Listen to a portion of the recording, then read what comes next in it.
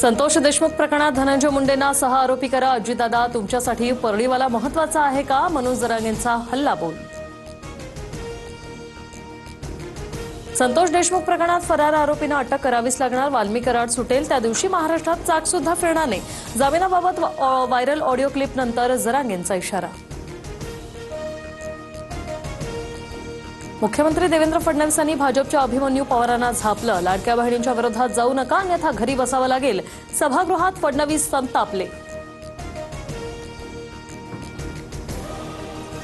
पलटणमधील महिला डॉक्टरची हत्या नव्हे तर आत्महत्या। मृत महिलेच्या हातावरील अक्षर तिचंच। आरोपींनी महिलेचं शोषण करून फसवणूक केल्याचं तपासात उघड। सभागृहात मुख्यमंत्री फडणवीसांची माहिती। महापालिका निवडणुकांची तारीख सोमवार किंवा मंगळवारी जाहीर होण्याची शक्यता। पुढील आठवड्यात राज्य निवडणूक आयोगाची पत्रकार परिषद होण्याची शक्यता। हिवाळी अधिवेशनानंतर महायुतीत बीएमसीसाठी जागा वाटप। मुंबईत भाजप किंवा शिवसेना एकत्र लढणार। राष्ट्रवादीला सोबत न घेण्यावर भाजप ठाम, सूत्रांची माहिती।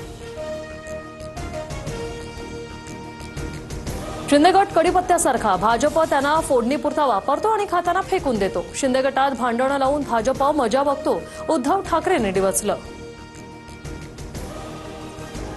फडणवीस आणि माझी मैत्री घट्ट, कुणी किती विचार केला तरी आमची मैत्री तुटणार नाही। फडणवीसांसोबतच्या दुराव्याच्या विषयावर एकनाथ शिंदेंची शेरोशायरी।